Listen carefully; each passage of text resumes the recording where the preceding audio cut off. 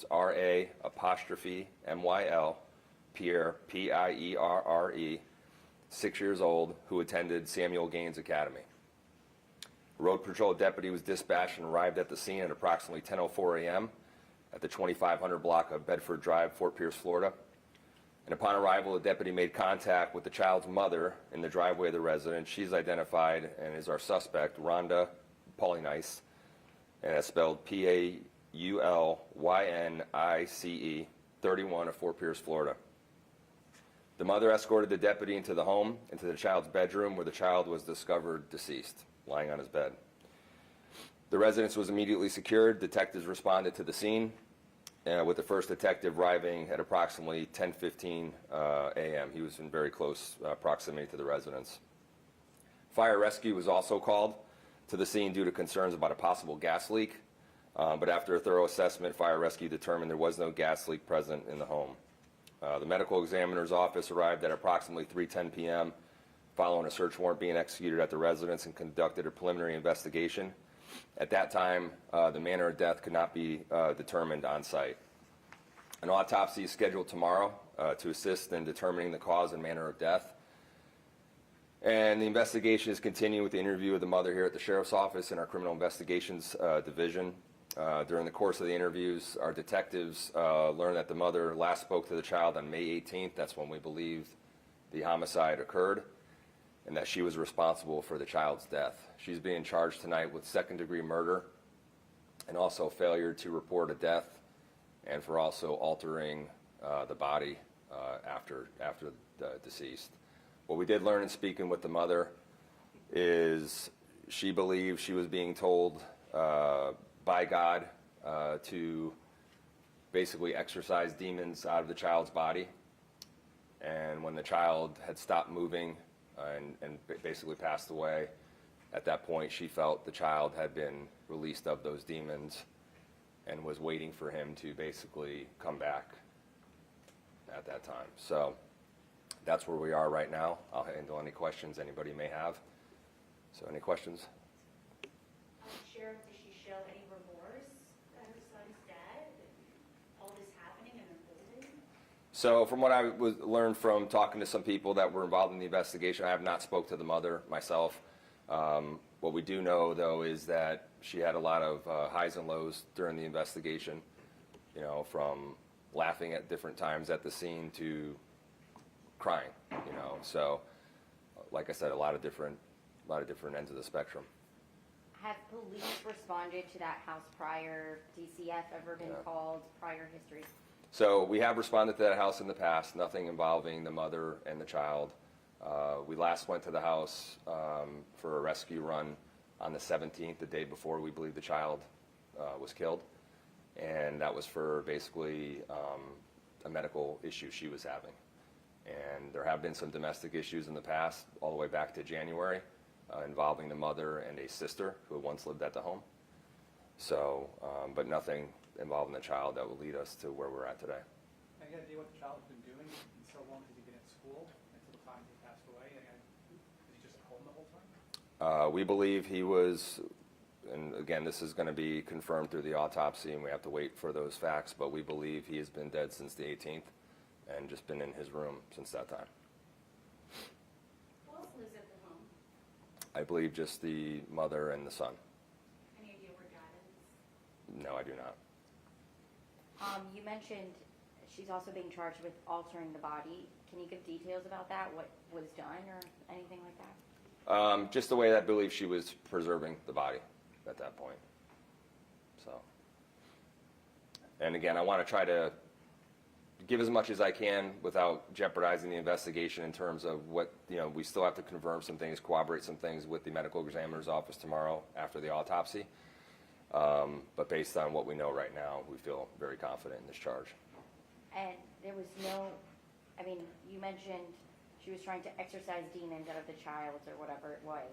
There was no strangling, no like signs of bruising or anything like that on the child? Or I don't know if you can mention that. But. Well, you got to remember this happened close to, 12 days ago, we believe. So the body's in a different state than it is if it was just to happen.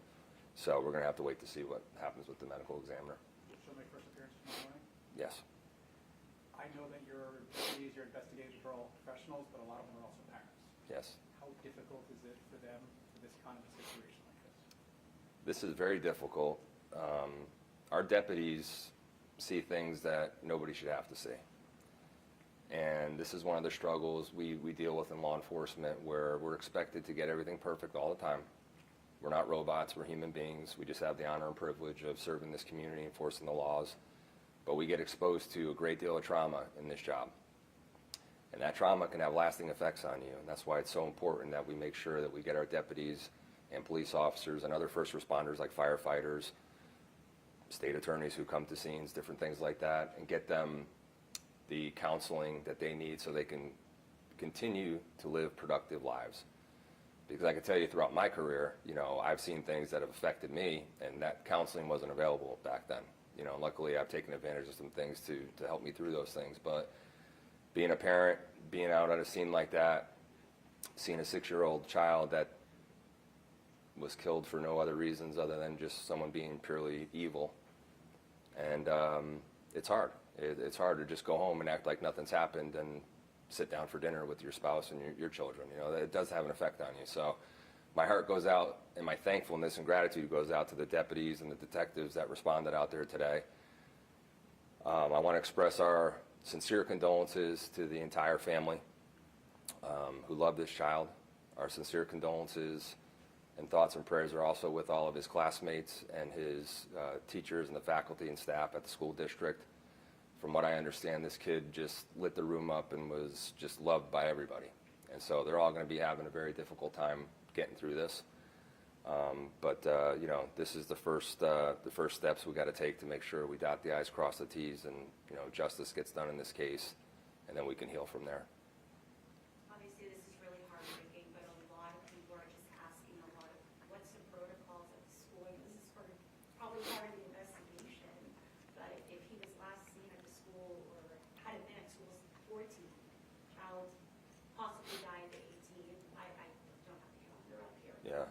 If that's during the week, I mean, when does the school official contact authorities if they haven't seen the kid, or contact parents, and if the parent doesn't respond, when do they contact you? Is that Yeah, so I'm not familiar with all of their protocols. I think it's best for the school district really to answer those questions. I can tell you that the school district's very thorough. There's close to 50,000 kids that they're responsible for, making sure they get educated.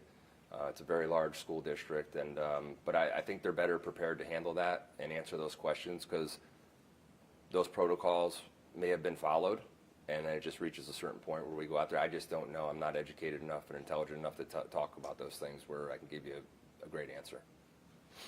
And any message to the community at this point? I know a lot of people are horrified to hear what happened, like the deputies were, but anything you want to say to the community? No, just our message, my message to the community is we share in that grief. Like I said, we're not robots, we're human beings. This cuts deep when we deal with something like this, or when we hear of cases such as this. But my message is that we have a very professional law enforcement agency that is prepared and ready, like we did today, to respond and do what we got to do to make sure we get the answers that this community deserves, and we're going to continue to do that.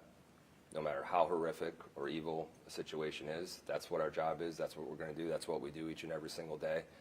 So again, I just applaud the deputies and detectives that are involved in this case, the first responders, the firefighters who went there, because it is a very difficult job. But we're willing to do it, ready to do it each and every single day, and I'm very proud of them for that. So, all right, everybody? All right, thank you all for coming out tonight, appreciate it. A question. Yes, ma'am. The spelling, can we go back over the spelling of the mother's name? Sure. Her name is, first name is Rhonda. It's R-H-O-N-D-A. The last name is P-A-U-L-Y-N-I-C-E. 31 years of age. She's in jail right now. She's still here currently right now. Yeah. All right. Thank you all. Confirm. It was her. Yes, it's Darren. Darren, will you look at this video real quick? Just confirm. What? Oh, no, no. He said it. Sorry, man. They're behind up there. I had it written down. I kind of have to confirm that. Sure. Oh, Oh, he was? Yeah.